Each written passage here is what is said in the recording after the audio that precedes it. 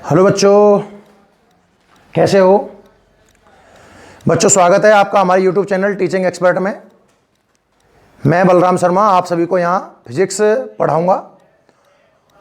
तो बच्चों, आज की इस क्लास में हम बात करते हैं वेरी मोस्ट क्वेश्चनों की। वेरी मोस्ट क्वेश्चन क्यों? क्योंकि इन क्वेश्चनों में से बोर्ड में आने की संभावना 99.9% है। आप तो ये समझिए, कन्फर्म, बहुत ज़्यादा इंपॉर्टेंट है। तो इसलिए क्वेश्चन इंपॉर्टेंट है तो नज़रिया बहुत अच्छा होना चाहिए, ठीक है ना। तो स्टार्ट करते हैं आज के न्यूमेरिकल्स। पिछली वीडियो में मैं आपको न्यूमेरिकल क्वेश्चन नंबर 1 से क्वेश्चन नंबर 10 तक करवा चुका हूं। उसी क्रम में आगे बढ़ते हैं। तो अपनी बुक निकाल लीजिएगा और आप निकाल लें पेज नंबर 176 और चर्चा करते हैं बच्चों आंकिक प्रश्न नंबर 11 की, जो है पेज नंबर 176 पर। ठीक है बच्चों, चलिए पूरा ध्यान बोर्ड पर, बिल्कुल एकांत में बैठे होने चाहिए कमरे के अंदर। सामने मोबाइल रखा हो, ईयरफोन लगा लीजिए, स्पीकर लगा लीजिए, जो भी आपको अच्छा लग रहा हो, और पूरा ध्यान स्क्रीन पर फोकसित कीजिए। जब तक मैं ना कहूं कुछ मत लिखना, ठीक है ना भाई। चलिए क्वेश्चन नंबर 11 क्या कह रहा है, पढ़ें, किताब लें और मेरे साथ साथ पढ़ने का प्रयास करें। एक वर्गाकार कुंडली है, बिल्कुल बढ़िया, जिसकी भुजा 10 सेंटीमीटर है। अच्छा, एक वर्गाकार कुंडली है, वर्ग मतलब चारों भुजाएं बराबर हो, तो हर भुजा बच्चों 10 सेंटीमीटर है। तो आपको वर्ग की भुजा दे दी कितनी, 10 सेंटीमीटर। बहुत अच्छी बात है। में 20 फेरे हैं, मतलब हमको n का मान दे रखा है 20। 12 एम्पियर विद्युत धारा प्रवाहित हो रही है, करंट I की वैल्यू दे दी 12 एम्पियर। कुंडली ऊर्ध्वाधर लटकी हुई है, याद है ना आपको, निलंबित कुंडली धारामापी कुंडली लटकी हुई होती है, लटक रही है, और इसके तल पर खींचा गया अविलंब। ये क्या चीज है भैया? तल मतलब सतह, और सतह पर अविलंब मतलब सतह के लंबवत, मतलब क्षेत्रफल सदिश की बात कर रहा है बच्चों, समझो। तल पर खींचा गया अविलंब, तल पर खींचा गया अविलंब। मेरे हाथ को देखना बच्चों, ये हाथ है, जो हिस्सा आपको दिख रहा है वो तल है, और तल पर अविलंब यही तो क्षेत्रफल सदिश है। मतलब अंडरस्टूड, घुमा फिरा करके इसने बात की है क्षेत्रफल सदिश की। इसके तल पर खींचा हुआ अविलंब 0.80 टकला के एक समान चुंबकीय क्षेत्र की दिशा से, चुंबकीय क्षेत्र दे दिया, 30 डिग्री का कोण बनाती है। कुंडली पर लगने वाले बल युग्म का परिमाण ज्ञात करो। बच्चों याद होगा, कुंडली चुंबकीय क्षेत्र में घूर्णन करती है। बला गुण के 2 सूत्र पढ़ाए थे, बीना साइन थीटा, बीना कॉस अल्फा। चलो मैं डाटा एकत्रित करता हूं और आप साथ में समझेंगे इसको। लिखेगा कोई नहीं। वर्गाकार कुंडली की भुजा कितनी है, 10 सेंटीमीटर। भुजा को स्मॉल ए से रिप्रेजेंट कर देते हैं, ये लो, जो है 10 सेंटीमीटर। अगर मीटर में कन्वर्ट करूंगा तो मुझे 10 की घात -2 से गुणा करना होगा, और इसी को मैं 10 की घात -1 मीटर लिख सकता हूं, क्योंकि यहां पावर एक तरीके से प्लस की 1 है, और -2 और प्लस का 1 माइनस का 1 बचा। ये बात समझ में आई? कुंडली की भुजा हो गई। फेरे कितने हैं, 20। भैया इसमें फेरे लगा दिए हमने 20। बहने वाला धारा 12 एम्पियर, करंट की वैल्यू है 12 एम्पियर। आगे बढ़ते हैं, कहां गया, कुंडली ऊर्ध्वाधर लटकी हुई है, इसके तल पर खींचा गया अवलंब 0.80 टेस्ला। जो बी चुंबकीय क्षेत्र दिया हुआ है बच्चों 0.80 टकला। थोड़ा इजी लिखूं, 10 की घात -2 टकला, और 8 गुणा 10 की घात -1 टेस्ला। उम्मीद है ये तो आपको बहुत इजी समझ में आ रहे होंगे। पर बच्चों बात है, ये जो 30 डिग्री कोण है, इसे बच्चों थीटा लिखूं या अल्फा लिखूं? बताओ बताओ, थीटा लिखें या अल्फा लिखें? ये जो कोण है इसको थीटा लिखें कि अल्फा लिखें? बच्चों इसे हम क्या लिखें, हमें कैसे पता चलेगा साहब? याद करो, थीटा तो होता है अविलंब का कोण, और अल्फा होता है सतह का कोण, और ये है सतह के अविलंब यानी कि क्षेत्रफल सदिश का कोण। तो बच्चों ये थीटा है, याद रहे। थीटा की वैल्यू कितनी है, 30 डिग्री, और लगने वाले बला गुण। अब इसमें कोई रॉकेट साइंस नहीं रह जाती है। सबसे ज्यादा इंपॉर्टेंट अगर कुछ इस क्वेश्चन में था तो वो था इसको पहचानना कि थीटा है कि अल्फा है। इसलिए मैंने थ्योरी में 2 अलग अलग सिंबल काम में लिए हैं बच्चों। फिर मैं रिपीट करता हूं, अल्फा सतह का चुंबकीय क्षेत्र से कोण है, और थीटा क्षेत्रफल सदिश।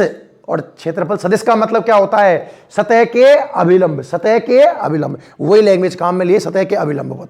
तो बच्चों ये थीटा है। बला गुण, अब कोई बात इसमें नहीं है, हम तो सब जानते हैं कि बला गुण का सूत्र है बीना। मेहरबानी करना BEE मत लिख देना विद्वानों। थीटा की बात कर रहा है इसलिए साइन थीटा वाला सूत्र काम में लिया है। इसी सवाल में अगर ये एग्जाम में आ जाए, बदलाव कर दे कि सतह चुंबकीय क्षेत्र से 30 डिग्री कोण बनाती है, तो बच्चों में यहां अल्फा लिखता और फिर मैं सूत्र में भी कॉस अल्फा लिखता। चर्चा को आगे बढ़ाते हैं। तो टॉ इज इक्वल टू, ले बता दीजिए, सारे आंकड़े जमा दो यार। अब तो क्या है, बी कितना है? 8 गुणा 10 की घात -1। करंट कितना है? 12। और फेरे का नाम सुनकर तो आपको बहुत खुशी होनी चाहिए। ये कितने हैं? 20। बेटा पढ़ लिख लोगे तो फेरे लग जाएंगे, और अगर नहीं पढ़े ना तो दूसरे के ही देखने से काम चलाना पड़ेगा। चलो बात करें एरिया की। क्षेत्रफल वर्ग है ना, वर्ग, और वर्ग का क्षेत्रफल होता है भुजा स्क्वायर। भुजा कितनी है? 10 की घात -1। 2 बार गुणा कर दें, भुजा गुणा भुजा, ये ले क्षेत्रफल आ गया। देखो बी की वैल्यू आ गई, आई आ गया, एन आ गया, ई आ गया। थीटा 30 जमा और साइन 30 सब जानते होंगे, 1 के बटे में 2 होता है। कुछ कुछ कटा पिटा, क्या देखते हैं क्या कट गया। देखो भैया, देखना क्या है इसमें यार। देखो 10 की घात -1 से ये 0 गई, हाँ कि ना। और इस 2 ने भाई साहब 2 को बहुत ढंग से मारा। अब जो बच गया वो लिखिए, टॉ इज इक्वल टू, संख्या में क्या है? 12 गुणा 8। और 12 गुणा 8 कितना होता है? 8 दूनी 16 के 6 हासिल 1, 8 और 1 9 96 गुणा 10 की घात। ढूंढिए, कुछ नहीं। यहां बची कितनी? 10 की घात -2। और रही बात बला गुण के मात्रक की, तो बला गुण का सूत्र है बल गुणा बलों के मध्य की लंबवत दूरी। मतलब बल गुणा दूरी, बल का मात्रक न्यूटन और दूरी का मात्रक मीटर। थोड़ा और ढंग से लिखना चाहूँ ना, भले ही पावर को यहीं सेट कर दो। इसको आप 9.6 इंटू 10⁻⁻1 लिख सकते हो, और 2 ही पावर है तो भले से आप इसको 0.96 न्यूटन इंटू मीटर भी लिख सकते हो। तो जो आयताकार कुंडली चुंबकीय क्षेत्र में लटक रही है ना, उस पर लगने वाला बला गुण। बहुत अच्छा क्वेश्चन है, बहुत शानदार क्वेश्चन है, और मुझे नहीं लगता कि ये बहुत टफ माना जाएगा। बिल्कुल राजस्थान बोर्ड में 2 नंबर का आने लायक परफेक्ट क्वेश्चन है। आपको नीचे से दिख रहा है कि नहीं दिख रहा है भाई? ठीक है बच्चों, तो जो हमारा बला गुण निकल करके आया है वह है 0.96 newton into metre. Very simple question है, कुछ नहीं है इसके अंदर। नेक्स्ट बात करता हूं मैं क्वेश्चन नंबर 12 की। क्वेश्चन नंबर 12 की एक साथ नोट करेंगे, पहले समझो पूरा बहुत ढंग से। क्वेश्चन नंबर 12, आंकिक प्रश्न नंबर 12 पढ़िए। यह भी काफी अच्छा क्वेश्चन है, ट्रिकली क्वेश्चन है, सारे मजेदार एकदम। समान वेग v से, वेग समान है भैया, अल्फा कण और प्रोटॉन, एक तो अल्फा कण है, अल्फा कण के बारे, अल्फा कण बैठते ही दिमाग में 2He4 की तस्वीर आनी चाहिए। आपको याद होगा अल्फा कण का आवेश प्रोटॉन का दुगना, मतलब Q अल्फा होता है +2E, और द्रव्यमान प्रोटॉन का 4 गुना होता है। अल्फा है, प्रोटॉन है, चुंबकीय क्षेत्र के लंबवत प्रवेश कर रहे हैं बच्चों। कंडीशन नंबर 2, जब भी कोई कण चुंबकीय क्षेत्र में लंबवत प्रवेश करता है उस पर बल लगता है QVV, मैक्सिमम बल है। पथ वृत्ताकार होता है, और जब भी वृत्ताकार होता है तो अभिकेंद्रीय बल यानी कि mv²/r QVV के बराबर करते हैं चुंबकीय बल की। कंडीशन नंबर 2 देखना, पूरी कहानी समझ में आएगी। समान वेग है, एक अल्फा है, एक प्रोटॉन है, लंबवत प्रवेश कर रहे हैं। ये कण वृत्ताकार पथ के अनुरेखित, हम समझ गए थे। इन पथों की त्रिज्याओं का अनुपात क्या होगा? त्रिज्याओं का अनुपात क्या होगा बच्चों? बहुत ध्यान से देखना। हमारे पास 2 तरह के कण हैं। पहले आप चाहो तो इन कण के बारे में थोड़ी थोड़ी जानकारी कर लें। सबसे पहला जो कण दिया है वो है बच्चों अल्फा कण। अल्फा कण में 2 बातें आप याद रखिएगा, मैंने आपको पहले भी पढ़ाई है और आज फिर पढ़ा रहा हूं, कि जो Q अल्फा है, Q अल्फा, अल्फा कण का जो आवेश है बच्चों, ये एक्चुअल में तो 2QP होता है, प्रोटॉन के आवेश का दुगना। और प्रोटॉन का आवेश कितना है प्लस ई, तो इसका जो आवेश निकल के आएगा वो आएगा प्लस 2e। लॉजिकली समझिए, क्योंकि अल्फा कण होता है भाई साहब 2He4 और प्रोटॉन होता है भाई साहब 1H1। नीचे वाली चीज आवेश है तो गधों को भी दिख रहा होगा कि भैया अल्फा कण का जो आवेश है उसका दुगना तो है यार, और ऊपर है द्रव्यमान, ये द्रव्यमान है बच्चों।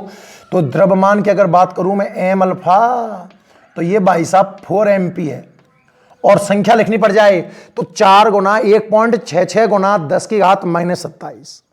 कोई रॉकेट साइंस नहीं है, पहले भी पढ़ा चुका हूं चुंबक विद्युत वाले पाठों में कि अल्फा कण का जो आवेश है वो प्रोटॉन का दुगना होता है, और अल्फा कण का द्रव्यमान प्रोटॉन का 4 गुना होता है। ये तो हो गया हमारा अल्फा कण है। दूसरे नंबर पे हम प्रोटॉन ले लें, तो प्रोटॉन में तो कोई साइंस है ही नहीं शायद। प्रोटॉन का जो आवेश है वो प्लस ई होता है, और प्रोटॉन का मास तो mp होगा, इसमें कोई बड़ी बात नहीं है। तो ये दो कण पड़ते ही तस्वीर दिमाग और दिल दोनों में छप जानी चाहिए। अब पता नहीं दिल में तो किस किस की तस्वीर है खैर, पर दिमाग में इनकी तस्वीर होनी चाहिए, अल्फा कण की और प्रोटॉन की। बहुत बढ़िया, बहुत सुंदर, बहुत मजा आया। चलिए आगे बढ़ते हैं। अब भाई साहब मैंने क्या कहा कि ये कण चुंबकीय क्षेत्र में लंबवत घुसे तो वृत्त नजर आया, और वृत्त नजर आया। सूत्र भी अगर किसी बच्चे को याद नहीं है तो नो टेंशन, mv²/r तो हमें बचपन से याद है। और जब लंबवत घुसता है तो बल QB भी लगता है, B ने B को मार दिया। यहां से जो R का सूत्र निकल करके आया वो कितना आया, मेरे हिसाब से तो mb/QB आया। हां कि ना, चलो बोला करो भाई, बोला करो हां या ना। आर का सूत्र सबको याद है, इसमें भी कोई रॉकेट साइंस नहीं है। अब भैया देखो, इसमें बी दोनों का कांस्टेंट है, बराबर है ना, तो एक तो वेग हो गया कांस्टेंट, एक चुंबकीय क्षेत्र भी तो कांस्टेंट ही है। मेरी बात समझें, जो दोनों कण हैं वो समान वेग से जा रहे हैं और एक ही क्षेत्र में जा रहे हैं, तो दोनों कणों के लिए वेग कांस्टेंट हो गया, चुंबकीय क्षेत्र कांस्टेंट हो गया। तो जो त्रिज्या है वो समानुपाती आई m/q के। तो सूत्र बनाऊं बच्चों, R पहले किसका नाम दिया, प्रोटॉन का कि अल्फा कण का, पढ़ना बच्चों लैंग्वेज में, अल्फा कण। तो R अल्फा/R प्रोटॉन, R अल्फा/R प्रोटॉन। सूत्र मैंने बच्चों 11वीं क्लास में से आपको बहुत कहानियां सुनाई हैं, आप सूत्र खुद सेट करना सीखिए। मैं चाहता तो इसको बिना समानुपाती का यूज किए हुए भी करा सकता था, पर मुझे कराना नहीं है, क्योंकि मैं इस तरीके को बेस्ट मानता हूं, और ये तरीका आपको मैंने बहुत सिखाया है। एम के तो समानुपाती है ना बच्चों, तो आर अल्फा ऊपर है तो एम अल्फा ऊपर, और आर पी नीचे है तो एम पी नीचे, क्योंकि एम के तो समानुपाती है, क्यू के व्युत्क्रमानुपाती है, तो अल्फा का आर ऊपर है तो अल्फा का क्यू नीचे आएगा, और पी का क्यू कहां जाएगा, ऊपर। ये समझ में आया कि नहीं आया बताओ? जिन गधों को ये समझ में नहीं आया उन्होंने 11वीं क्लास में कुछ भी नहीं पढ़ा है मेरे पास, तो मुझे ऐसा लगता है। समझ जाओ, एम के समानुपाती है, ऊपर अल्फा आया तो अल्फा ऊपर प्रोटॉन का नीचे, और आवेश के उल्टा है तो अल्फा का नीचे प्रोटॉन का ऊपर। जैसे आपको याद हो आप करना, इसमें आंकड़े जमाओ, उत्तर तैयार है। एम अल्फा ढूंढो, एम अल्फा की जगह जमा दो 4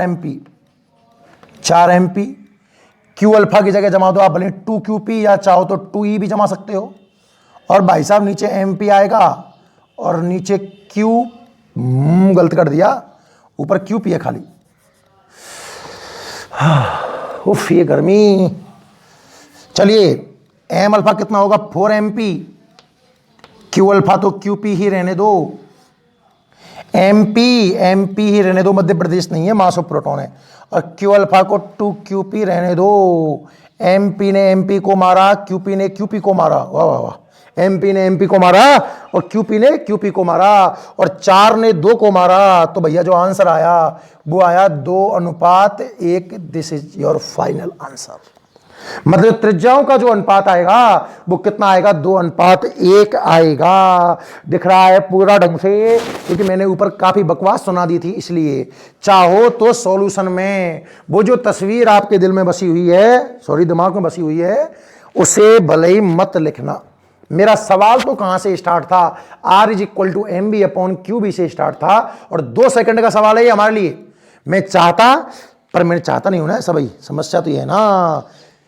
हम चाहते तो इस सवाल को यहां से स्टार्ट करते और यहां 2 लाइन के अंदर इसका आंसर फिनिश कर देते। हम जानते हैं कि R is equal to M B upon Q B, वेग समान, चुंबकीय क्षेत्र एक ही है, तो m अपॉन क्यू के समानुपाती, ये फॉर्मूला बनाया, मान जमाया, धड़ा हमारे आंसर आ गए। क्लियर, एकदम बिल्कुल शानदार तरीके से समझ में आना चाहिए भाई। किसी प्रकार का डाउट हो दिमाग में मत रखना बिल्कुल भी, ठीक। एक स्क्रीनशॉट लो इसका एक सुंदर सा, और चर्चा को आगे बढ़ाते हैं, ठीक है ना। ये हो गए साहब हमारे क्वेश्चन नंबर 11 और क्वेश्चन नंबर 12। क्लियर एकदम बिल्कुल। चलिए साहब कहानी को आगे बढ़ाते हैं और बात करते हैं क्वेश्चन नंबर 13 के बारे में। क्वेश्चन नंबर 13 क्या कह रहा है, देखिए पढ़िए, कुछ खुद पढ़ लिया करो, थोड़ा सा तो पढ़ा करो भाई। चलिए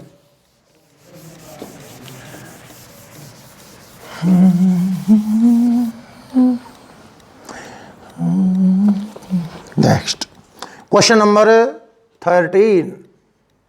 क्वेश्चन नंबर 13 क्या कह रहा है, सुनिए। एक साइक्लोट्रॉन के डी की त्रिज्या 0.5 मीटर है। डी की त्रिज्या मतलब कैपिटल आर याद करो। साइक्लोट्रॉन में जब कण जाता है वो गोल गोल वृत्त में घूमता है। कब तक घूमता है, जब तक उसकी त्रिज्या डी की त्रिज्या के बराबर ना हो जाए। तो जहां भी जी की त्रिज्या आती है मैं यूज करता हूं कैपिटल आर, और डी की त्रिज्या है बच्चों आधा मीटर, 0.5 मीटर। बहुत बढ़िया, बहुत सुंदर, बहुत मजा आया। साइक्लोट्रॉन की डी की त्रिज्या 0.5 मीटर है। इसमें 1.7 टकला मतलब टेस्ला का अनुप्रस्थ चुंबकीय क्षेत्र, अनुप्रस्थ मतलब याद है ना कि चुंबकीय क्षेत्र तल के लंबवत होता है, लंबवत को अनुप्रस्थ नाम दिया है। तो बी जो दे रखा है वो कितना टकला है, वो है 1.7 टेस्ला। समझ में आया, डी की त्रिज्या है और टकला है, और इसमें प्रोटॉन द्वारा अर्जित अधिकतम गतिज ऊर्जा ज्ञात करो। हमें बच्चों निकालनी है, क्या निकालनी है, मैक्सिमम काइनेटिक एनर्जी। किसके द्वारा, अब इसका नाम भी दिया है ना, प्रोटॉन। प्रोटॉन की मैक्सिमम काइनेटिक एनर्जी, ध्यान से देखिएगा, काइनेटिक एनर्जी। अच्छा, चार्ज की अगर कहीं जरूरत पड़ जाए तो प्रोटॉन का मतलब प्लस ई काम में ले लेना, और आपको चाहिए बच्चों काइनेटिक एनर्जी, और वो भी कैसी, मैक्सिमम। कैलकुलेशन का सवाल है, सवाल में कोई कतई दम नहीं, मेरी गारंटी है। कैसे स्टार्ट करें साहब, बचपन से पढ़ा है कि काइनेटिक एनर्जी का दुनिया में एक ही है, जिसका कोई ना हो उसका ऊपर वाला होता है। मतलब काइनेटिक एनर्जी का है half M B square, half constant, M उस पार्टिकल का द्रव्यमान जिसकी आप चर्चा कर रहे हो। तो मैं चर्चा कर रहा हूं प्रोटॉन की, तो एम की जगह तो एम पी हो जाएगा, मध्य प्रदेश हो जाएगा। और बात करें बच्चों चाल की, तो चाल का सूत्र क्या है, भूल गए, कोई टेंशन नहीं, जैसे भूल जाओ डब्बा बनाओ तस्वीर, M B square upon R. ओहो, तो भाई साहब हमने एक तस्वीर बनाई। तस्वीर किसकी बनाई, जो सर्किल में घूम रहा है।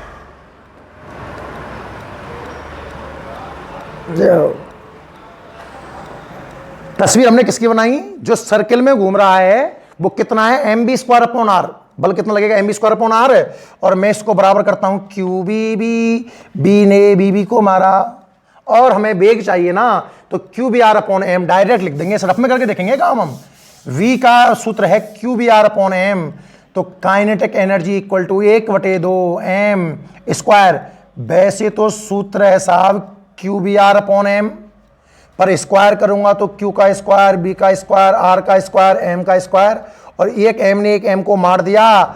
तो जो काइनेटिक एनर्जी आई वो आई Q square V square R square upon 2m। समझ में आया कि नहीं आया। पर आपको बेटा काइनेटिक एनर्जी ना चाहिए, हमें तो मैक्सिमम काइनेटिक एनर्जी चाहिए। तो कैपिटल आर की जगह आप ओहो स्मॉल आर की जगह आप कैपिटल आर जमा दोगे। फॉर्मूला समझ में आया कि नहीं आया। अब तो ये बच्चों वाली बात है, इसमें सारे आंकड़े सेट कर दो। यहां देख लेते हैं, ये लो के ई मैक्स, सेट मैक्स नहीं, के E max, Q square. Q कितना है बच्चों प्रोटॉन का, 1.6 गुना 10 की घात -19 गुना 1.6 गुना, मतलब 2 बार कर दिया मैंने। बी स्क्वायर बी बोले तो 1.7 टकला, तो 1.7 गुना 1.7 2 बार कर दिया। और आर स्क्वायर भी 2 बार करनी है, आधा आधा मतलब 1/4, थोड़ा टेक्निकल कर दिया मैंने। 0.5 को मैं 1/2 लिख सकता हूँ, 1/2 का स्क्वायर 1/4 होगा, और नीचे 2m तो 2, और m कितना है 1.66 10⁻⁻27 गुणा भाग होमवर्क है, कर लेना, जो आंसर आए वो जूल में सेट हो जाएगा। गुणा भाग मैं नहीं करके दिखाऊंगा, गुणा भाग बच्चों आपको ही करने होंगे। कहानी समझ में आई? सबको समझ में आई? ठीक है, हल्का हल्का आप चाहो तो मैं कैलकुलेशन पार्ट दिखा दूं, राउंड फिगर में दिखाता हूं भाई मैं। तो देखो, इसका अगर मैं पूर्णांकन कर लूं तो ये 1.7 हो जाएगा। 1.7 ने 1.7 को मार दिया, 4 दूनी 8 ने 0.2 बार मार दिया। अब क्या बचा? 16 गुना 17 गुना 0.2, खुद करना, मुझे नहीं पता, चलो ठीक है। नेक्स्ट, क्या गर्मी है। क्वेश्चन नंबर 13 था, स्क्रीनशॉट ले लो, खुद सॉल्व करो, कैलकुलेशन आप करोगे, मैं नहीं करने वाला, है ना। Next next next next question number 14। Question number 14, question number 14 important नहीं मोस्ट इंपॉर्टेंट लगाना, इंपॉर्टेंट नहीं मोस्ट इंपॉर्टेंट लगाना, और इसकी बच्चों पेपर में आने की प्रोबेबिलिटी सर्वाधिक है। क्वेश्चन स्टार्ट करने से पहले बोल रहा हूं, और जब इतना ही इंपॉर्टेंट है तो क्यों ना पूरा ध्यान बोर्ड पर रखा जाए। सब बोर्ड पर देखिए, पढ़िए बच्चों। क्वेश्चन नंबर 14 क्या कहता है? क्वेश्चन नंबर 14 है, 12 ओम प्रतिरोध की धारा मापी। धारा मापी का प्रतिरोध बच्चों याद करो, हम तो कैपिटल जी बोलते हैं धारा मापी के प्रतिरोध को, और ये कितना है बच्चों? 12 ओम। कितना ओम? 12 ओम। 12 ओम प्रतिरोध की कुंडली वाले किसी धारा मापी के पूर्ण स्केल पर विक्षेप के लिए आवश्यक धारा, याद करिए, पूर्ण स्केल पर विक्षेप के लिए आवश्यक धारा IG, और IG ये क्या है? ये क्या है? 0.2 होना चाहिए, 0.2 मिली एम्पियर। शायद कर लेता हूं, हो जाएगा तो नहीं बेस संख्या चेंज कर दूंगा, क्योंकि 0.2 मिली एम्पियर मुझे डाउट सा लगता है। आप इस धारा मापी को 0 से 18 वोल्ट परास वाले वोल्ट मीटर में कैसे बदलोगे? आपको वोल्ट मीटर में बदलना है, और वो भी 18 वोल्ट। V की वैल्यू है 18 वोल्ट। कैसे बदलोगे बच्चों? याद करो, अब आप खुद सोचो भैया, मेरा काम नहीं है आप पढ़ाने का, कि धारा मापी को वोल्ट मीटर में बदलवाने का प्रयास कर रहा है। शायद क्वेश्चन की लैंग्वेज पढ़कर जो मुझे समझ में आया, ये आया कि साहब एक धारा मापी है जिसका रेजिस्टेंस दे दिया 12 ओम, और वो कितना करंट ले सकता है? शायद 0.2 मिली एम्पियर होगा, देख लेंगे वो तो। और हमें चेंज करना है इसको एक 18, उसने कहा नहीं है वोल्टेज आगे तो वोल्ट मीटर में ही चेंज करना होगा, और ये 18 एम्पियर होता, मतलब मैं अमीटर में चेंज करता। तो अब पुरानी बातें याद करें, मैंने आपको एक लेक्चर पढ़ाया था most important ammeter and volt meter, उसमें मैंने आपको समझा रखा है कि जब भी धारा मापी को अमीटर में चेंज करना हो, संट याद आया, समांतर क्रम में अल्प प्रतिरोध जोड़ा जाता है, और जब भी धारा मापी को वोल्ट मीटर में चेंज करना हो, श्रेणी क्रम में उच्च प्रतिरोध जोड़ा जाता है। तो यह पूछ रहा है कि कैसे, how can I change A galvanometer into volt meter? तो आंसर आएगा, सीरीज में हाई रेजिस्टेंस कनेक्ट करके, श्रेणी क्रम में उच्च मान का प्रतिरोध जोड़कर मैं धारा मापी को वोल्ट मीटर में बदल सकता हूं। तो यह तो एक सामान्य जवाब हुआ कि धारा मापी को वोल्ट मीटर में कैसे बदलें। इस धारा मापी को इस परास के वोल्ट मीटर में कैसे बदलें? तो बच्चों पहले आपको एक तरीके से RH निकालना है, यह समझ में आया ना। हाई रेजिस्टेंस हम निकालेंगे, R के चरणों में बैठा दो इसको। तो भैया RH का सूत्र याद है, देखो रटना नहीं है, मैंने आपको यह कहा था बच्चों रटना नहीं है, रफ वर्क करना थोड़ा सा, कि ये तो लिया धारा मापी और ये लिया हमने क्या RH, और इसमें होके करंट की औकात IG की है। वोल्ट मीटर की बात कर रहा है तो मैंने कहा था B बराबर IR, तो करंट तो IG है। रेजिस्टेंस G और RH श्रेणी में है तो G प्लस RH। अब यहां से अगर मुझे RH चाहिए तो पहले तो IG को नीचे ले जा, कितना बचेगा, G प्लस आर एच, और फिर G को इधर ले आ, तो जो आर एच का सूत्र याद हो गया वो तो बहुत सुंदर बात है, हो जाएगा तो स्पीड बढ़ जाएगी। नहीं तो निकाल के देखना है सबको, वो है B upon I G minus capital G. High resistance मतलब आपको जब धारामापी को वोल्ट मीटर में कन्वर्ट करना है तो उसके सीरीज में हाई रेजिस्टेंस जोड़ा जाएगा, और इस हाई रेजिस्टेंस की वैल्यू क्या होगी, वैल्यू निकालने का सूत्र है V upon I G minus G, V upon I G minus G. इसमें सारी वैल्यू पुट कर दीजिए, और बच्चों RH की वैल्यू निकालने का प्रयास करता हूं। V कितना है, 18 है साहब, बहुत मजा आ रहा है। IG इसको थोड़ा ढंग से लिख लिया जाए ना, मिली को हटाऊंगा तो -3 लगेगा 10 की घात में। और एक पॉइंट और है, वैसे तो पहले ये पॉइंट 2 गुना 10 की घात -3 होगा, फिर आगे जाकर के इसी को हम 2 गुना 10 की घात -4 लिख देंगे। तो जो आई जी आया है वो है 2 इंटू 10 टू दी पावर -4, और माइनस कैपिटल जी कितना है बच्चों, 12। थोड़ा सा इसको और सॉल्व किया जाए आर एच, तो ध्यान से देखो, इसने इसको मारा कितनी बार, 9 बार। 9 और 10 की घात जब 4 ऊपर जाएगा बच्चों, तो प्लस के 4 मतलब 4 जीरो लगा दो, 1 0 2 0 3 0 और 4 0, और इसमें से 12 घटेगा। ये कितना हो गया बच्चों, इकाई, दहाई, सैकड़ा, हजार, 10,000, 90,000। और 90,000 में से अगर मैं 12 माइनस कर दूंगा तो ये आएगा 8, ये आएगा 8, अरे यार ये आएगा 9, ये आएगा 9 और ये आएगा 8 ओम। कहने का मतलब अगर आपको इस सवाल को 18 वोल्ट के वोल्ट मीटर में चेंज करना है बच्चों, तो इकाई, दहाई, सैकड़ा, हजार, 10,000, 89,988 ओम। कितना, 89,988 ओम का प्रतिरोध श्रेणी क्रम में जोड़ना होगा। लास्ट में आंसर लिखना ना भूलें, अदरवाइज आधा नंबर कटा हुआ मान लेना। अतः इसके नीचे लिखना, मेरी जगह नहीं है, मैं यहां लिख रहा हूं।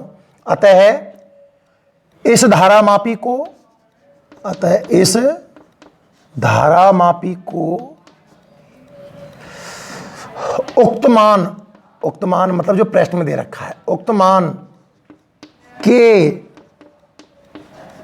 वोल्ट मीटर, मीटर है ये, वोल्ट मीटर में बदलने के लिए कितने ओम का बच्चों, 8 9 9 8 8 89,988 ओम का उच्च प्रतिरोध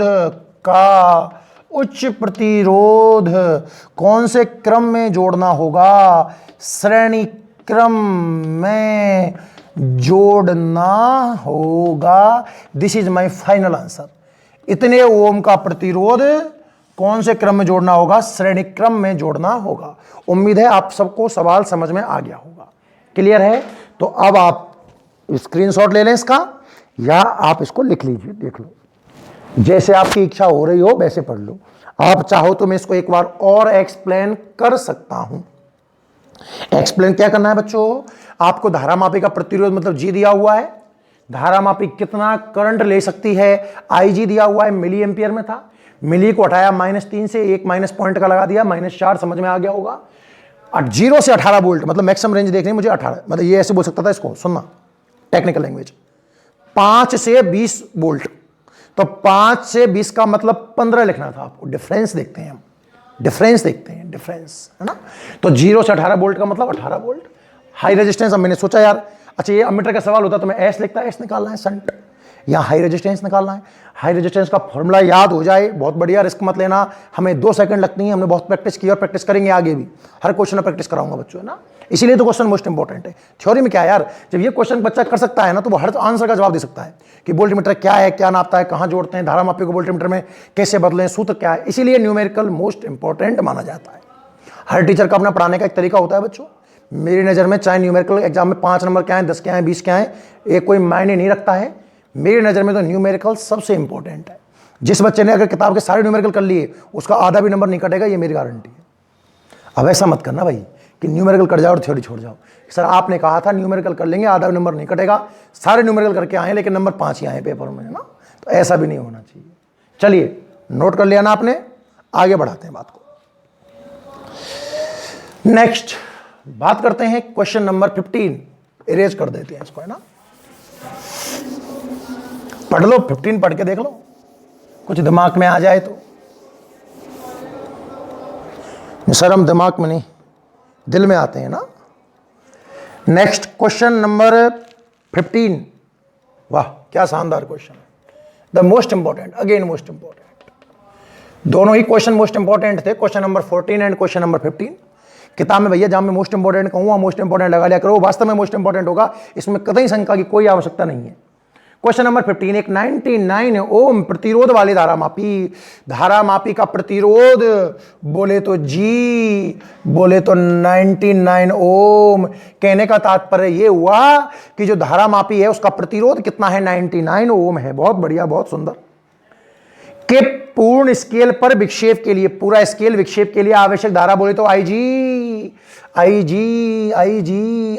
है 4 मिली एम्पियर, मतलब 4 × 10⁻³ एम्पियर। अरे नहीं आया समझ में? धारा मापी का प्रतिरोध जी है, जी का मान 99 ओम है और पूर्ण स्केल पर विक्षेप के लिए आवश्यक धारा मतलब IG मतलब 4 मिली एम्पियर है, मतलब 4 × 10⁻³ एम्पियर है। समझ में आ गया भाई? बहुत बढ़िया, बहुत सुंदर। इस धारा मापी को 0 से 6 एम्पियर, एम्पियर देख के समझ में आ गया कि मीटर की बात करवाएगा, गारंटी है। परास में परिवर्तित करने के लिए आप क्या करोगे? कुछ ही नहीं बोला, गोल कर गया। 0 से 6 एम्पियर यानी कि जो करंट, टोटल करंट आई है वो है 6 एम्पियर। 0 से 6 वोल्ट बोलता तो इसको V लिखता, 0 से 6 एम्पियर बोला है तो इसको I लिखूंगा। और एम्पियर दिमाग में आते धारा मापी और एम्पियर की बात, मतलब ये तो गैल्वेनोमीटर को मीटर में चेंज करवा रहा है। और बच्चों गैल्वेनोमीटर को मीटर में कैसे चेंज करते हैं याद करो, धारा मापी को मीटर में बदलने के लिए समांतर क्रम में अल्पमान का प्रतिरोध बाईपास संट जोड़ा जाता है। तो आपको वैल्यू निकालनी है भाई साहब संट की। किसकी वैल्यू निकालनी है? संट की। अब रही बात संट के सूत्र की, नहीं पता, भूल गए, प्रैक्टिस करते हैं। ये साहब धारा मापी लिया, इसका प्रतिरोध जी लिया, इसके समांतर क्रम में अल्पमान का प्रतिरोध संट। कितना संट अच्छा नाम है ना, आपके मतलब का नाम है। यहां से कुल करंट कितना आ गया? I। ये कितना खा सकता है? IG। बच कितना जाएगा इस पर से? I - IG। ये ऊपर, ये नीचे, ये मिले। समझ में आया?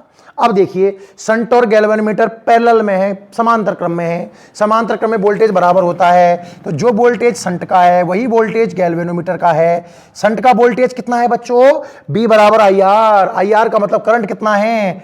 I - IG। संट का रेजिस्टेंस कितना है? S। और VG कितना है? IG × G। हमें तो S चाहिए, तो S कितना आएगा? भाग दे करके आप समझ जाओगे। फॉर्मूला अगर याद रख पाओ तो बहुत खुशी की बात है, और ना याद रख पाओ तो गम की बात नहीं है। हमें एस का सूत्र आता है। एस ने सूत्र में क्या कहा? एस ने सूत्र में कहा साहब IG / I - IG × G। इस वैल्यू का संट जोड़ना होगा, इस वैल्यू का संट जोड़ना होगा। तो बच्चों हमें संट निकालना है, और संट कहां जोड़ा जाता है ये लैंग्वेज में बोल देंगे, समांतर क्रम में। और आप महसूस करोगे बच्चों इसका आंसर बहुत कम आएगा। जैसा कि आपने पिछले क्वेश्चन में देखा कि जो RH आया वो 89,988, एक बहुत हाई वैल्यू निकल करके आई। ये बहुत कम वैल्यू निकल के आएगी, क्योंकि मुझे पता है समांतर क्रम में अल्पमान का रेजिस्टेंस जोड़ते हैं, सॉल्व करते हैं। अगर ये हाई आ जाएगा तो समझ जाना गलत हो गया कहीं ना कहीं। एस IG भाई साहब कितने हैं? 4 × 10⁻³ बड़ा अच्छा लगा। I भाई साहब कितना है? 6। और फिर माइनस में IG कितना है? 4 × 10⁻³ डब्बे में बंद कर लिया। G कितना है? 99 है। बहुत सुंदर, बहुत बढ़िया, और बहुत मजा भी आया। आगे बढ़ते हैं बात को लेकर। संट सॉल्व करो भैया। सॉल्व कैसे ठीक रहेगा? सामान्य विधि से सॉल्व कर लिया तो बेटा तेल निकल जाएगा, लेकिन आंसर नहीं आएगा, मैं गारंटी दे रहा हूं। ये 0.0003 बारी और ये पॉइंट और 6 पॉइंट, पागल हो जाओगे, सॉल्व नहीं होगा। इजी तरीका, ऊपर से 10⁻³ अलग कर ले और नीचे से 10⁻³ में कॉमन लेने का प्रयास करता हूं। ऊपर से 10⁻³ हटा लूंगा तो ऊपर बचेगा भाई साहब 4, और 10⁻³ नीचे से कॉमन लिया, कॉमन का मतलब भाग दिया, यहां भाग दिया तो यहां तो बच गया कितना 4। और यहां जब 10⁻³ से भाग दोगे तो ऊपर जाकर 10⁻+3 मतलब मेरे हिसाब से तो वो 6000 बना लेगा। और इसका गुणा करना है बच्चों 99 से। समझ में आया कि नहीं आया? मैं चाहता तो सिंपल बोल सकता था ओरली कि 10⁻³ ऊपर नीचे से काट दो, ये कट गया ये कट गया, इसमें भाग जाएगा तो 6000 आएगा। जैसे आपको समझ में आ जाए आप समझने का प्रयास करिए।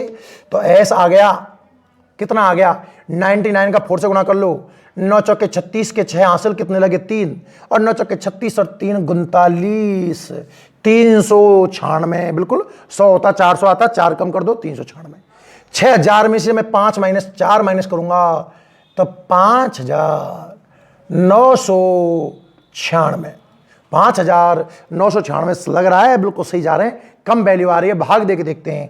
396 में मुझे भाग देना है 5996 का, ये नहीं जाएगा पहली बार 0 ये हो गया बच्चों 3000। 3960 में अभी भी 5000 का भाग नहीं जाएगा, 1 0 यहां और 1 0 यहां। अब लगभग बच्चों ये 39,000, दिमाग में राउंड फिगर में 40,000 मान लो, और इसको 5,900 को दिमाग में 6,000 मान लो। और जब 40,000 में 6,000 का भाग दूंगा तो 3 0 खा जाएगी, 40 छोटे 6, 20/3 और 20/3 लगभग 6 बार जा रहा है मेरे हिसाब से। तो 6 बार भाग दे के देखते हैं कितना आ रहा है। 36 के 6 हासिल 3, 9 6 54 और 36 बिल्कुल सही चल रहा है, हासिल 3, 9 6 54 और 3 57, हासिल 5, और 54 और 5 59, हासिल 5, 30 और 5 35। क्या बचेगा बच्चों 4 2 6 3। क्या मैं सही घटा रहा हूं? गलत थोड़ी बढ़ा रहा हूं भाई, बिल्कुल सही बढ़ा रहा हूं, चिंता मत करो। फिर नहीं गया तो फिर 0 लग गई भाई साहब, और 36,000 में लगभग 6 बार फिर चला गया तो 0.66 के नियरेस्ट आपकी वैल्यू है क्या? मैं आंसर चेक करता हूं, आंसर बिल्कुल साहब 0.66 ही है। 6.6 गुना 10⁻²। तो जब इसको सॉल्व करके मैंने लिखा बहुत है, इतना ही, आगे नहीं जाएंगे, साफ हो जा भाई। और जब इसको आपने सॉल्व किया ना एस को, तो ये आया 0.66, सॉरी 0.066। वैज्ञानिक विधि के अनुसार लिखना चाहो तो 6.6 गुना 10⁻² ओम जो आपका आंसर है। अभी आंसर नहीं आया, उसने ये थोड़ी कहा कि सेंट निकाल, उसने तो ये कहा कि क्या करोगे, तो आपको आंसर लिखना होगा। अतः इस धारामापी को उक्त मतलब जो प्रश्न में है अमीटर में परिवर्तित करने के लिए, वैज्ञानिक विधि के अनुसार लिख दो, किताब में यही आंसर है, के लिए 6.6 गुना 10⁻² ओम डब्बे में बंद करना है इसको, यही तो मेन आंसर है। का अल्प प्रतिरोध, और चाहो तो ब्रैकेट में संट भी लिखो, एग्जामिनर खुश हो जाएगा, मेरी गारंटी है। अल्प प्रतिरोध धारा मापी के समांतर क्रम में जोड़ा जाता है।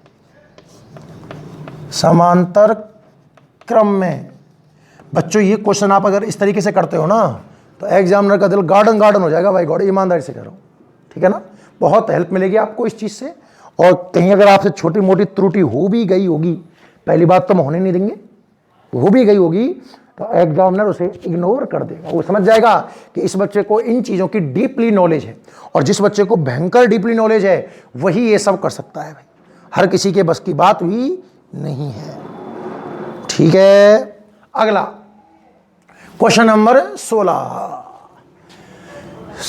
बरस की बाली उम्र को सलाम प्यार तेरी। क्वेश्चन नंबर 16 नहीं होगा भाई, अभी 16 से मुझे वो गाना याद आ गया। 16 नहीं होगा क्योंकि 16 परिणालिका का क्वेश्चन है, मैंने अभी आपको पढ़ाई ही नहीं है, और ना 17वां होगा आपसे, ना 16वां होगा ना 17वां होगा। तो इन आंकिक प्रश्नों में आप 16 17 एक और छोड़वाए थे हम 9, इन 3 को छोड़कर अब आप चाहो जो क्वेश्चन बना लो। मुझे नहीं लगता कि आपको बहुत टेंशन की कोई आवश्यकता पड़ेगी। क्लियर है ना बच्चों? बहुत बढ़िया, बहुत सुंदर, बहुत अच्छा लग रहा है। नेक्स्ट हम बात करते हैं, मैं आपको एग्जाम्पल नंबर 7.13 करवा चुका था, मुझे याद है, और अब मैं बात करूंगा बच्चों एग्जाम्पल नंबर 7.14 की। आप इसको स्क्रीनशॉट ले लें, लिख लें। नेक्स्ट,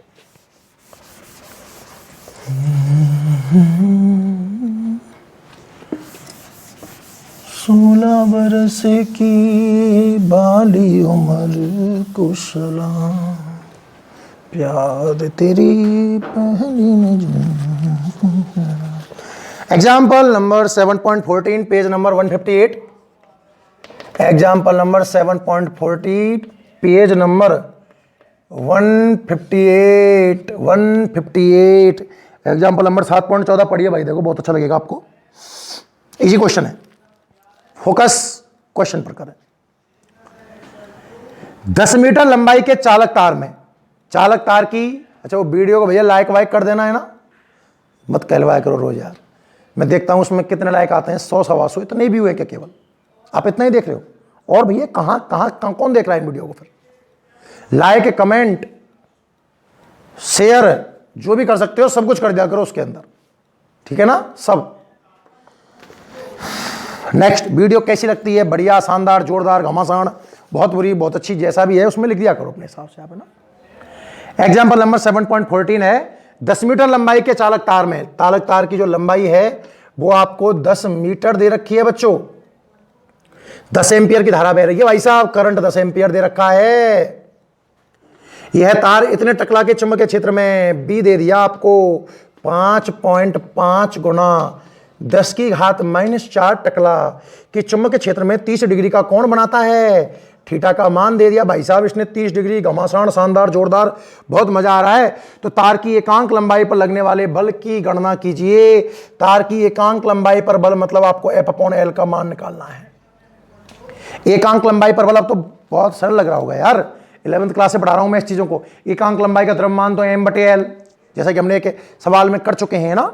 तो एकांक लंबाई पर बल, तो बल बटे लंबाई का मान ज्ञात करना है। आपको याद है धारावाही चालक, क्या ये धारावाही चालक है? क्या ये धारावाही चालक है? बिल्कुल ऐसा धारा बह रही है। धारावाही चालक पर चुंबकीय बल कितना लगता है? ये क्वेश्चन पूछा गया एक बार बोर्ड में अभी 2 साल पहले ही, कि चुंबकीय क्षेत्र में स्थित धारावाही चालक पर लगने वाले बल का मान, लगने वाले चुंबकीय बल का मान।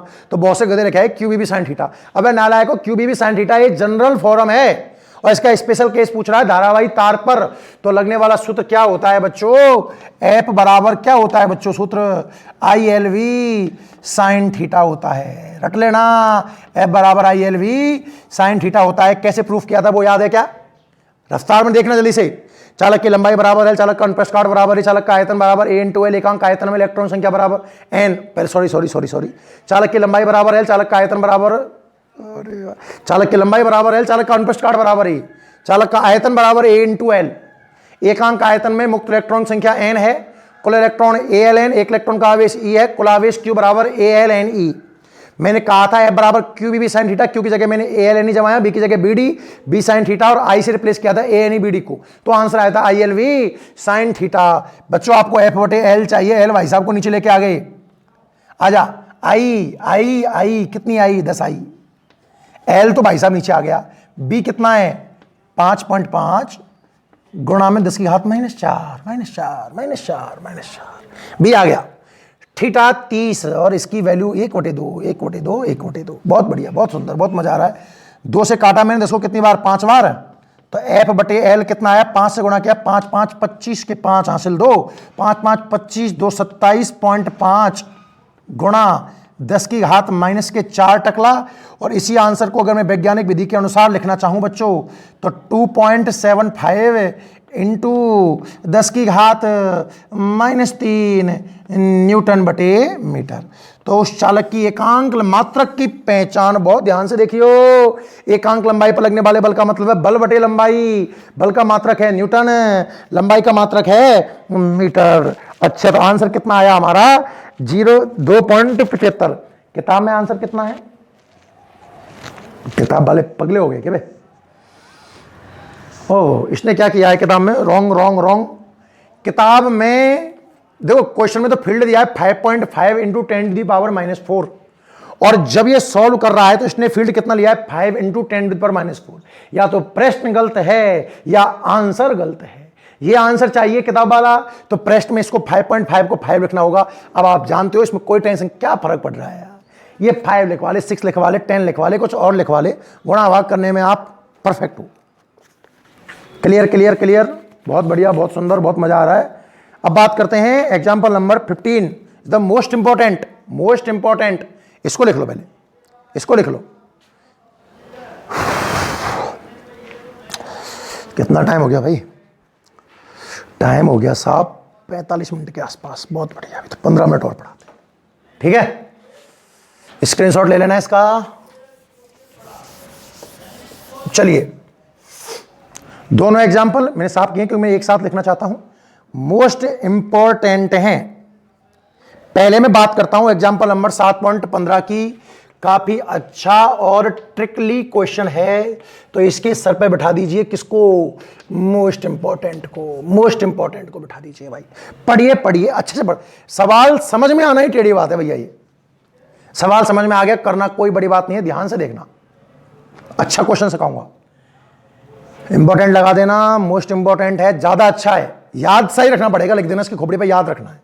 खत्म कर कहानी को यार, याद रखना है, याद रखना है। पढ़िए, एक चल कुंडली धारा मापी में विक्षेप 50 खाने से घटकर 10 खाने हो जाता है। मेरा कहने का मतलब क्या था कि बच्चों, जो पहले विक्षेप था, विक्षेप का मतलब होता है फाई। विक्षेप का मतलब क्या होता है? फाई। याद करो, विक्षेपित खाने कितने होते हैं? फाई। तो पहले विक्षेप फाई 1 कितना था? 50 से घटकर कितना हो गया? 10। दूसरा विक्षेप। सवाल दोबारा पढ़ते हैं, भाग और लिख दो इसके ऊपर। 50 भाग लिख दो, खाने लिख दो, एक ही बात होता है। दोबारा पढ़िए, बहुत अच्छा, बहुत शानदार, बहुत मजेदार, बहुत अच्छा क्वेश्चन है। एक चल कुंडली धारा मापी, चल कुंडली धारा मापी, चल कुंडली धारा मापी कोई सा भी हो सकता है, निलंबित या कीलकित, क्योंकि दोनों का एक ही सिद्धांत है, आई समानुपाती फाई, इसलिए नाम की कोई आवश्यकता भी नहीं है। खैर, चल कुंडली धारा मापी में विक्षेप 50 भाग से घटकर 10 भाग हो जाता है। कब? जब इसे 12 ओम के संट द्वारा पार्श्व पथित किया जाता है। संट पार्श्व पथित, पार्श्व मतलब समांतर क्रम, पार्श्व मतलब समांतर क्रम।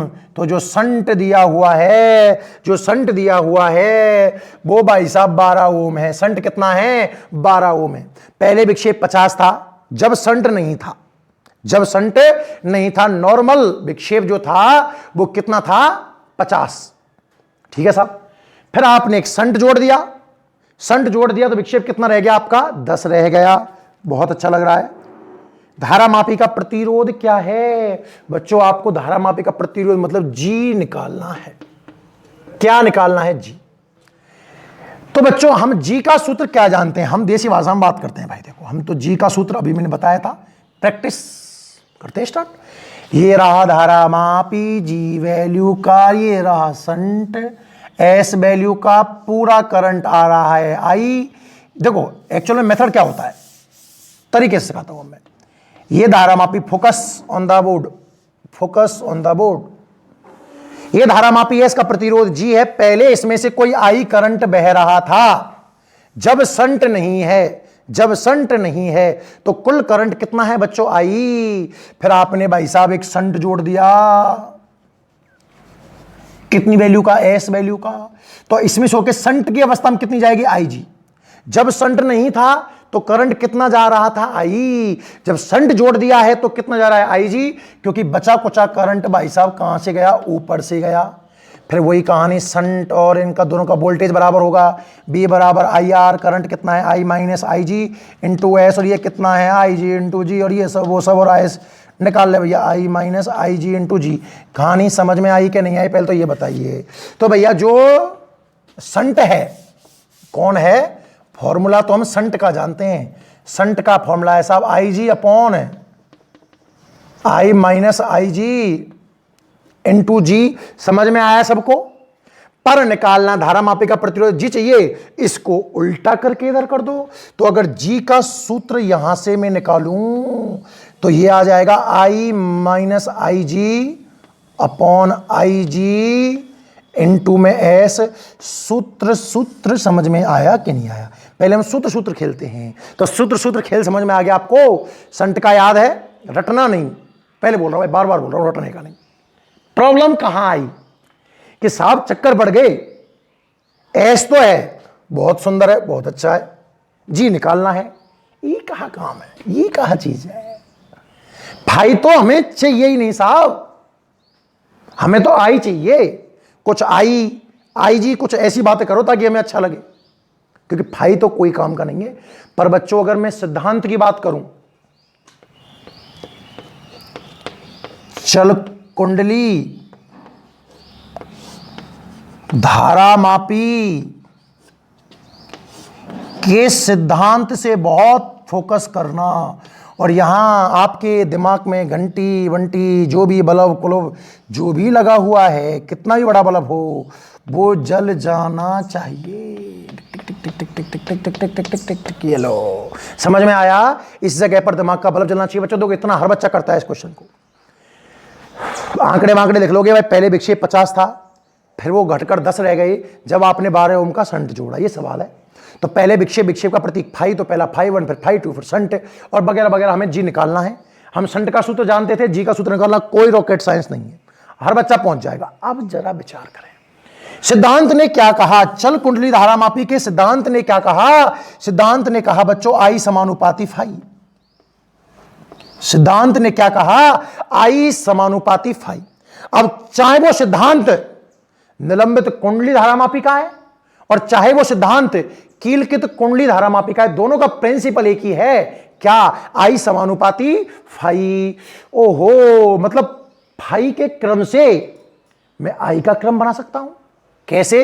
चर्चा यहां करते हैं। देखो, क्या मैं I1 ऐसे मत लिखो, पहले विक्षेप कितने थे? 50। तो पहले इसमें करंट बह रहा था I। 50 भाग विक्षेप कब है? जब संट नहीं जोड़ा है।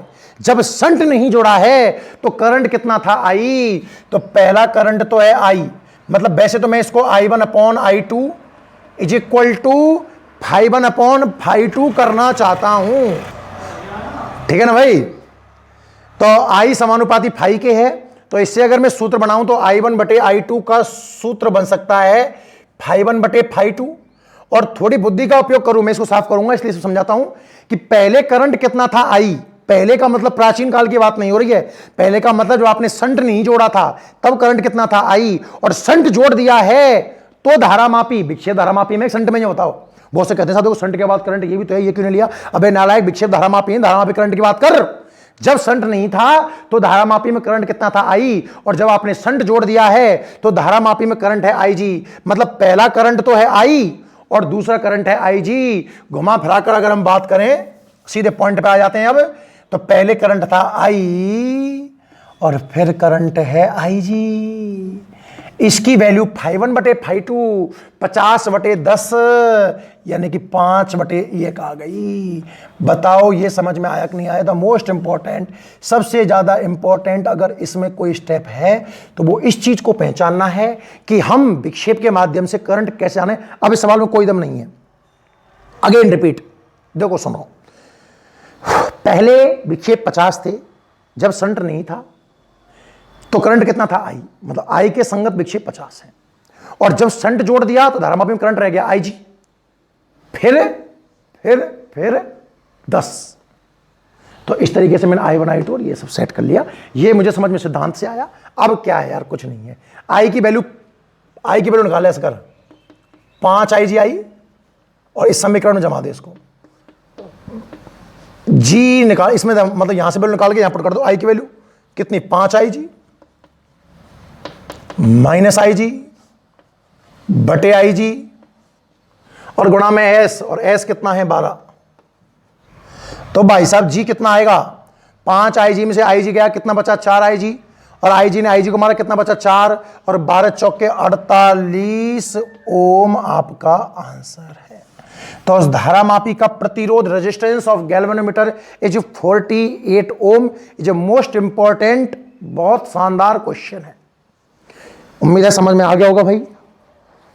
नहीं आए तो हमारे हाथ में तो वीडियो है, वापस से चला लो, इसमें कौन सी रॉकेट साइंस है। एक क्वेश्चन और भी देखते हैं, एक क्वेश्चन और देखते हैं। साफ कर दें इसको, स्क्रीनशॉट लो एकदम बिल्कुल शानदार और मजेदार लिखना। जो भी आपको कुछ लिखना हो अपनी तरफ से तो वो भी ऐड कर लेना, है ना। ठीक है भाई साहब, बात करें आगे।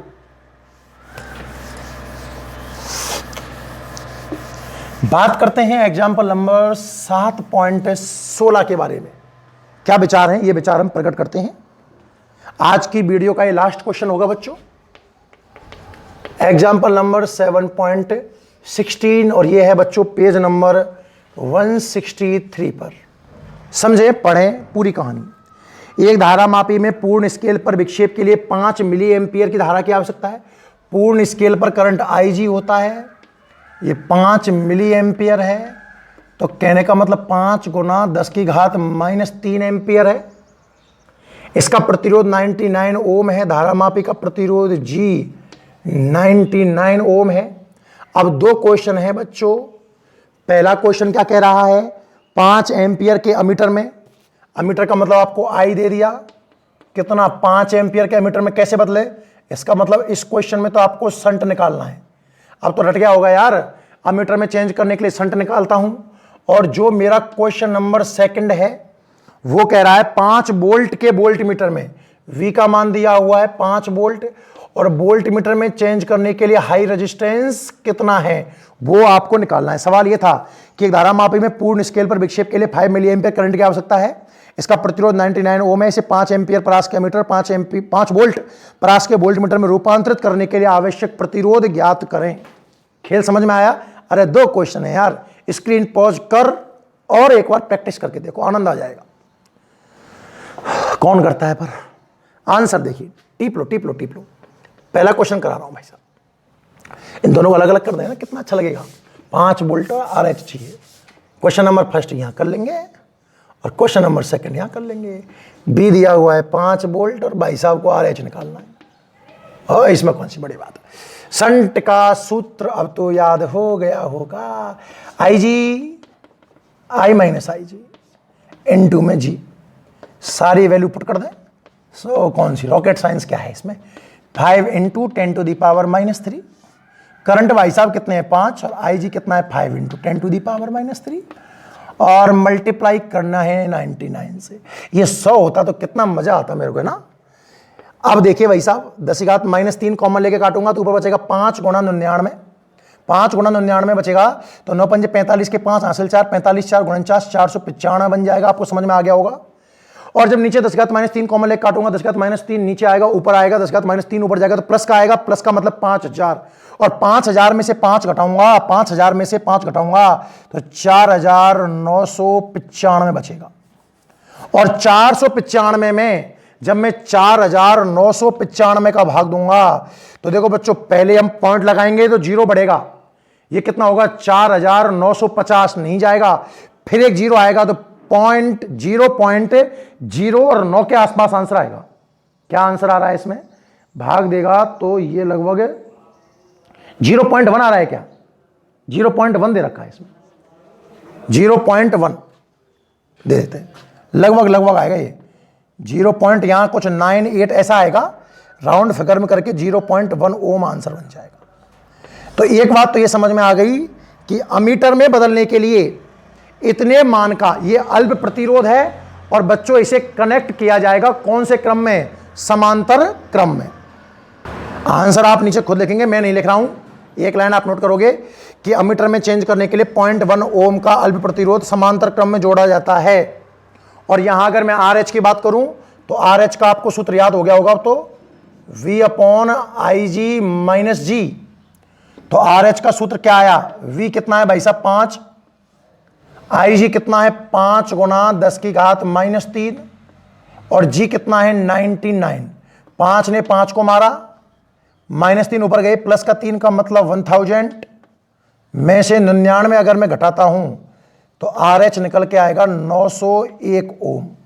और इसके नीचे भी आप 2 लाइन नोट करोगे कि वोल्ट मीटर में चेंज करने के लिए 901 ओम का उच्च प्रतिरोध श्रेणी क्रम में जोड़ दिया जाता है। ठीक है बच्चों, आज की इस वीडियो में यहीं तक। तो आपको ये वीडियो कैसी लगी, पसंद आए तो ये लाइक करना, शेयर करना है ना, और कमेंट करके कमेंट बॉक्स में जरूर बताना। क्लियर? अब आप इसका एक स्क्रीनशॉट ले लो और लिख लो। ठीक है बच्चों, अपने घर पर रहें, स्वस्थ रहें, मस्त रहें। बाकी मिलेंगे अपन अगली वीडियो में। ठीक है।